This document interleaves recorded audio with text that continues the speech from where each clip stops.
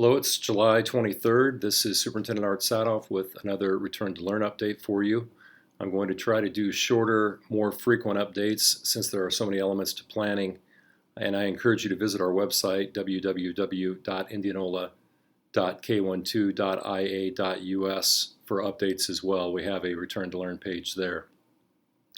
Indianola Community School District will begin the school year in a hybrid model of continuous learning. Students may attend school on campus for face-to-face instruction 5 days per week. They will be dismissed 90 minutes early each day if they are picking this on-site option. The early dismissal time will be used for independent learning tasks as assigned by the teacher, retake or redo learning, or extension activities and/or studying. This is reflective of a flipped classroom approach. Students may also choose to learn remotely 5 days per week. During the 90-minute early dismissal period each day, teachers will engage in synchronous and asynchronous instruction, and they will be available for office hours to support student learning. Learning materials will be updated daily on teachers' class pages. Parents will be receiving a simple form to declare what learning option they want their students to begin the school year with. Circumstances could necessitate a change, but people will be expected to commit to either on-site or remote learning for a long-term period of time.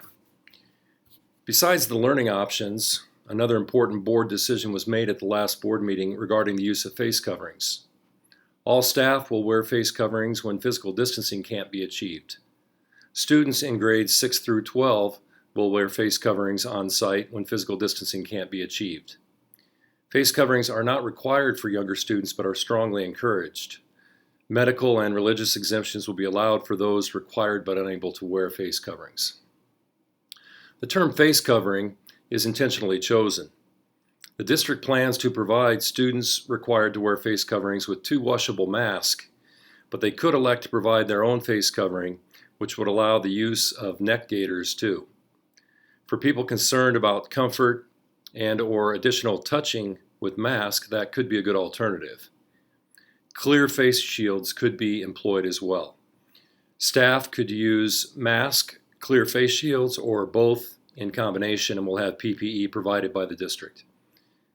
The phrasing, "when physical distancing can't be achieved," is also intentionally used. Students will not be allowed to make that determination. Staff supervising them will. What that allows for, though, is a potential break from face coverings when physical distancing is able to be achieved.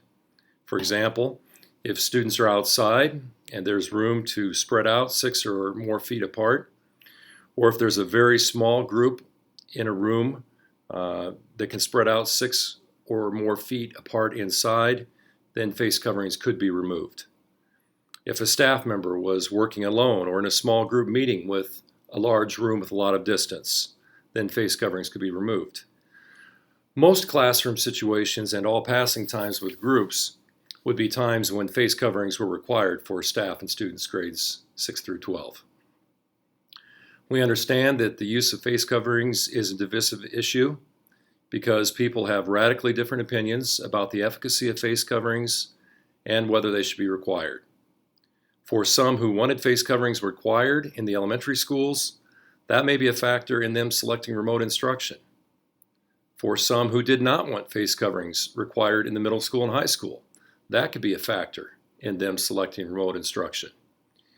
We encourage families to sit down and discuss what the best option for them is as we return to learn. Students enrolled in Indianola Community School District have either the face-to-face on-site instruction option or the remote learning option that I shared.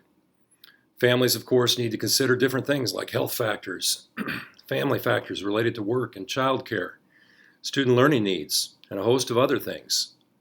We're sure families have already been weighing different factors, especially those at Irving Elementary. That parent declaration has already gone out and is requested to be returned by noon tomorrow. Principal Morris said he had already received a very high percentage of those. And at this point, I believe over 90% of Irving students plan to return to on-site learning. Other buildings, those declarations, that decision page will be coming out soon, and principals will be asking to have those returned by July 31st. I appreciate your continued attention as we try to figure out the best way to return to learn. And as I said at the top here, I'm going to try to give you more frequent, shorter updates. Thanks a lot. Have a great day.